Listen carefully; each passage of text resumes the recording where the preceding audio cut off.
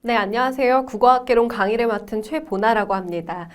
저랑 수업을 진행하시면서 이 수업이 어떤 방향으로 어떻게 진행될 것인가에 대해서 궁금하실 것 같아서 OT 영상을 통해서 간략하게나마 설명 잠깐 드리고 시작하도록 하겠습니다.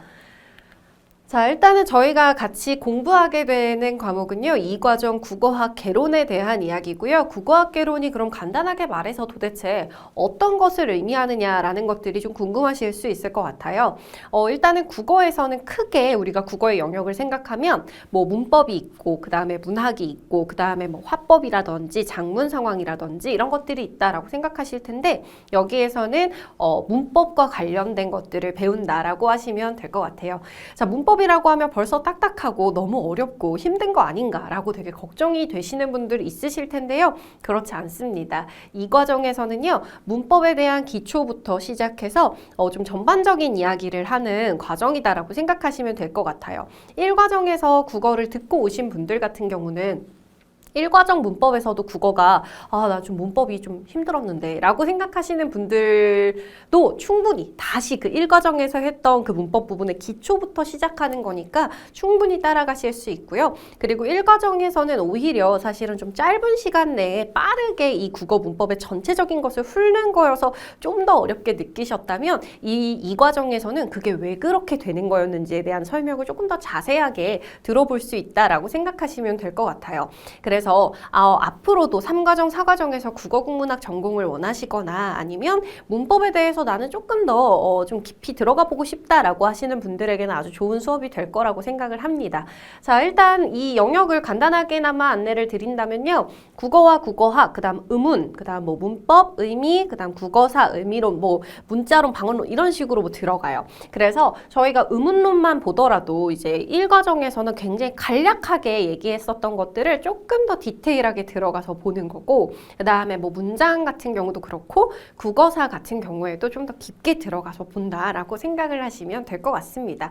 그래서 뭐 무엇을 배우냐라고 한다면 일단 여러분들 이해하시기 편하게는 문법을 배우는 거구나 이렇게 생각을 하시는 게 좋을 것 같습니다. 자, 저랑 1과정 국어를 제가 이제 강의를 그때도 1과정도 했기 때문에 그 영상을 보신 분들은 좀 아실 거예요. 1과정 국어에서도 이제 문법을 할 때 이제 제가 계속 수업 시간에 드렸던 설명이 뭐였냐면 그냥 막 외우시려고 하면 너무 어려워요. 그냥 외우려고 하면 양도 많고 어렵습니다. 그런데 이 문법이요. 제가 항상 말씀드리는 것 중에 하나가 수학이랑 좀 비슷해요. 그러니까 국어는 물론 수학이랑은 다르지만 국어 문법은 수학과 비슷하다. 좀 공식이 있고 그 공식 하나를 알게 되면 그 다음 공식이 너무 자연스러워지고 당연한 얘기처럼 느껴지는 것들이 있는데 국어가 그래요. 우리가 더하기를 할 줄 알면 곱하기가 당연해지고 곱하기를 할 줄 알면 나누기가 당연해지는 것처럼 국어에서도 어떤 개념에 대해서 완벽하게 좀 이해를 하고 그 이해도 사실은 암기가 좀 필요하기 때문에 이해를 수반한 암기를 하신다라는 게 되게 중요해요. 그래서 제가 별표까지 이제 붙여놨다는 건 이게 문법 공부를 하는 데 있어서 가장 핵심적이고 중요한 개념이기 때문에 그렇습니다. 그래서 어떤 개념에 대해서 그냥 후루룩 넘어가는 것이 아니라 좀 개념을 정확히 이해를 해보시고 이런 개념이 있구나라고 하는 것들을 충분히 제가 이해가 되게끔 설명을 드릴 거예요. 그냥 무조건 외우세요라고 하지는 않을 거예요. 그러니까 물론 여러분 그냥 외워야 되는 것도 있는데요. 제가 어떤 것들은 이제 충분히 설명을 해드리고 뭐 예를 들어 우문 체계라든지 자음 체계, 모음 체계라든지 이런 것들은 제가 충분히 이해가 되게끔 설명을 해드릴 거고 제가 그렇게 설명을 해드리면 여러분이 들으면서 아마 이해가 충분히 다 되실 거예요. 근데 거기에서 멈추시면 안 되고요. 이해가 되신 만큼 장기 기억으로 가지고 계셔야 유리하기 때문에 암기를 해주실 필요가 있습니다. 그래서 암기해 주셔야 되고요. 두 번째는 그렇게 이해하고 외웠다 끝이 아니고요. 문제를 풀 때 내가 그 개념을 끄집어내서 어떤 문제에서는 어떤 개념을 끄집어내는 게 이 문제를 빨리 푸는데 유리할까가 분명히 다릅니다.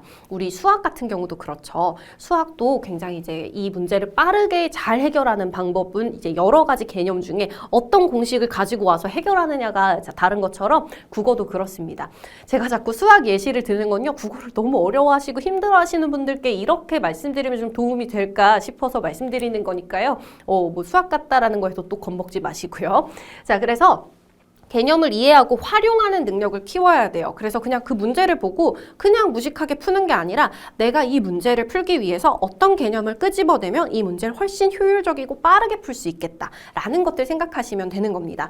자, 그 다음은요. 반복을 통해서 암기와 이해하는 거 다 너무 중요합니다. 이게 장기 기억으로 사람이 어떤 기억을 넣으려면 수업을 듣고 바로 본 다음에 그 다음에 또 일주일 있다 보고 그 다음에 보름 뒤에 보고 그 다음에 한 달 뒤에 다시 보고 이렇게 하면서 장기 기억으로 이걸 가지고 있는 게 되게 많다고 하더라고요. 그게 또 되게 중요하대요. 그러니까 여러분들도 제 수업을 듣고 바로 한번 그 자리에서 바로 강의 딱 끄시고 복습 한번 하시고 그 다음에 일주일 뒤에 다시 펴서 한번 또 복습하시고 이렇게 하시면서 좀 장기 기억으로 가지고 계시기를 저는 추천을 드리고요. 마지막으로 저희 강의를 다 들었다라고 하시면 최종 모의고사를 여러분의 힘으로 한번 풀어보시고 제가 해설 강의도 다 촬영해놨으니까요. 해설 강의 보시면서 아, 이 개념 맞아 이렇게 중요하지 라는 거 다지시면서 제가 해설 강의 설명하면서도 이 문제를 풀 때는 어떤 개념을 끄집어 와야 이 문제를 빠르게 정확하게 해결할 수 있다 라는 것까지 설명해 드리고 있으니까요. 그 강의 보시면서 다시 한번 정리하시면 좋겠습니다. 그래서 이 수업 끝까지 따라가셔서 여러분 꼭 좋은 결과 있으시기를 진심으로 바라고 있겠습니다.